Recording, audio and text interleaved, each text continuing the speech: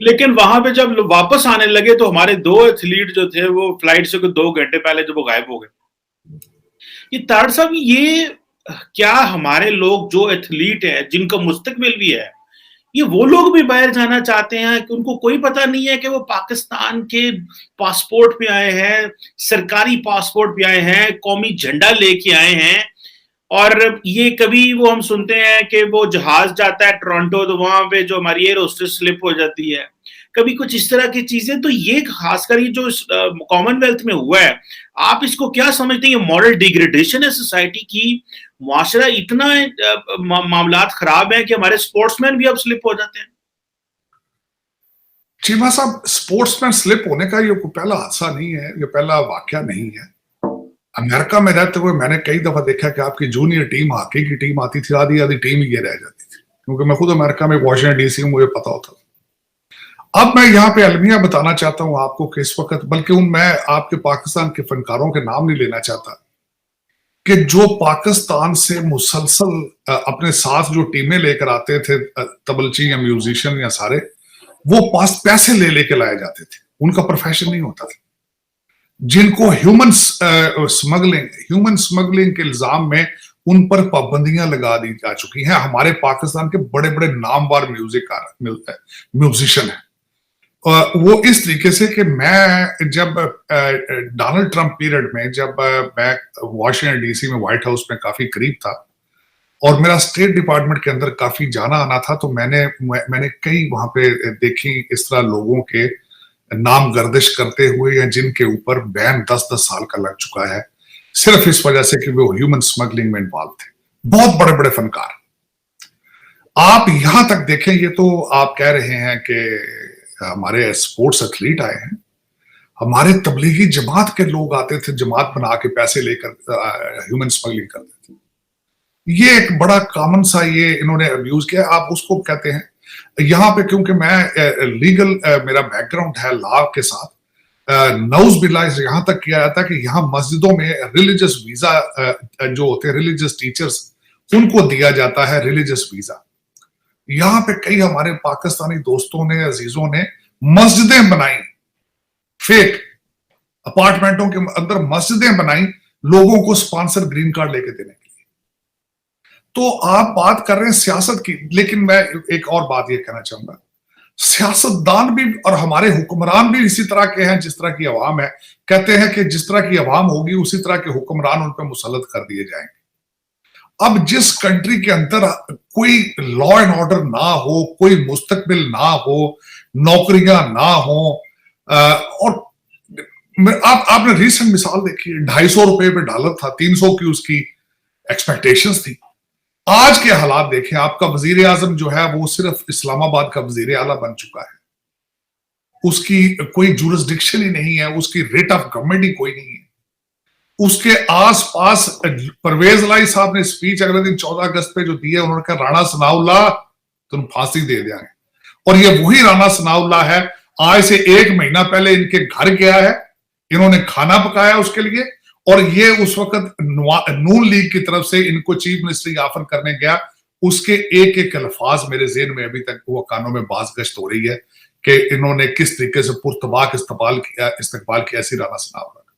और आज वो मैसेज दे रहे हैं कि तेनू मैं तोन के रख देंगे।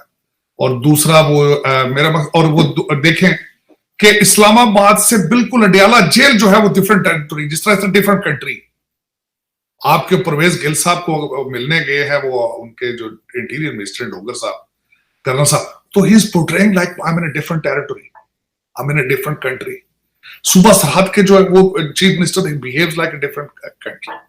और मैं दूसरा आपको अर्ज की थी कि आप मुझे ये बताएं, आपका कोई बच्चा एसोसिएट डिप्लोमा ले ले तो फौरन उसकी इमिग्रेशन हो जाती है, कनाडा और ऑस्ट्रेलिया चला जाता है। आपका डॉक्टर को रहता है वहां पाकिस्तान के अंदर, आपका कोई इंजीनियर रहता है, जो जिसको कनाडा या ऑस्ट्रेलिया की इमिग्रेशन नहीं मिलती वो दुबई या सऊदी अरबिया चला जाता है। आप मुझे ये बताएं, आप ह्यूमन रिसोर्स के अलावा, लेबर के अलावा आप कौन सी चीज एक्सपोर्ट कर रहे हैं जिससे आपकी इकॉनमी चल रही है?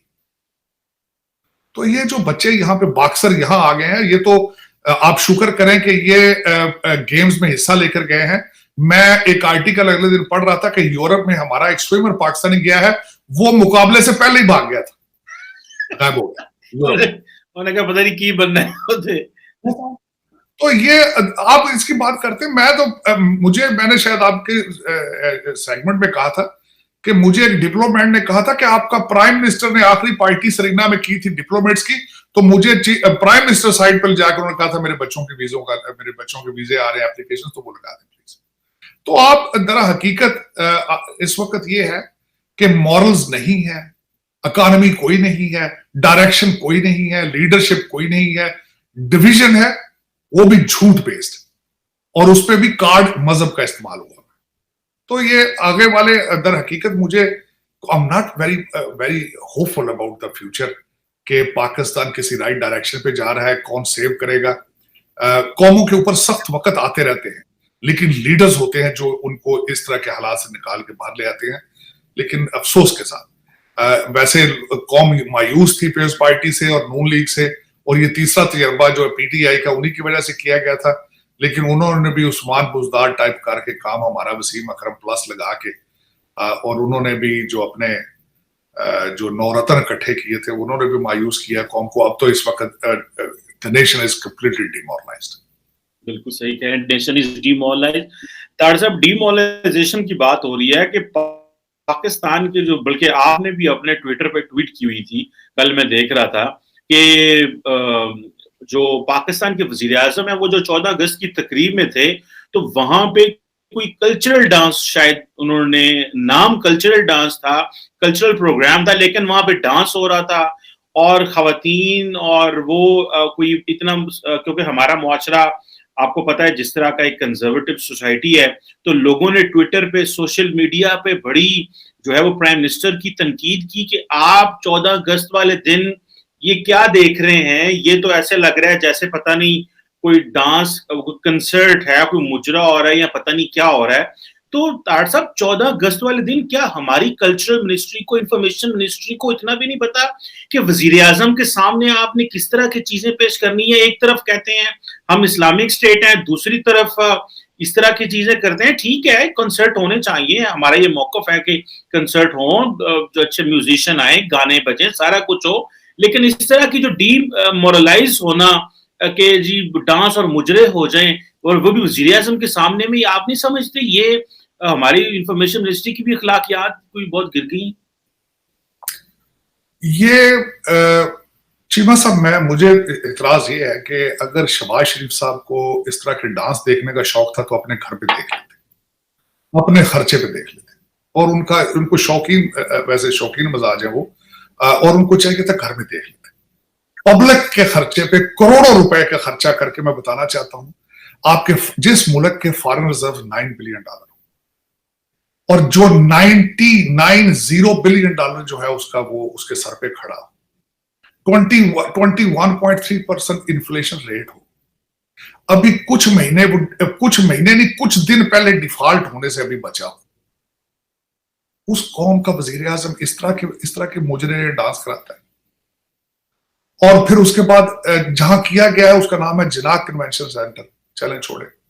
खास शहबाज शरीफ साहब ने किसी की लिखी तकरीर पढ़ी, जाहिर है खुद तो वो माशाल्लाह वो इतने बड़े वो मुफक्कर नहीं है कि अपनी तकरीरें लिख लें। उन्होंने एक एक लफ्ज पढ़ के लिखा, 3-4 लफ्जों पे मुझे बड़ा उस पे था, जिन्होंने एचकन पहन के फरमाया कि हाँ, हम तरक्की नहीं कर सके 75 साल, हमारा तसलसल, हमारी रफ्तार और तवज्जो हम नहीं दे सके तरक्की में। एक चीज उन्होंने जो कही है, उन्होंने कहा इज्तिमाई कोताहियां हुई। मकसद उनका यह था कि सिर्फ हम नहीं है फ्रॉडी, सिर्फ हम डाकू नहीं है, पीपल्स पार्टी ने भी डाका मारा है, पीटीआई ने भी डाका मारा है, और सारे महकमे, सारे जो डिपार्टमेंट डाके मार रहे हैं। इज्तिमाई कोताहियों की डेफिनेशन ये है। तो दोस्तों, कैसे हैं आप सब? स्वागत है आपका इंडिया वेब न्यूज में, और आपके साथ मैं हूं निधि शर्मा। वीडियो आपने देख ली। पाकिस्तान के लिए और मुश्किलें बढ़ गई हैं। पाकिस्तान के 2 मुक्केबाज बर्मिंघम से लापता हो गए।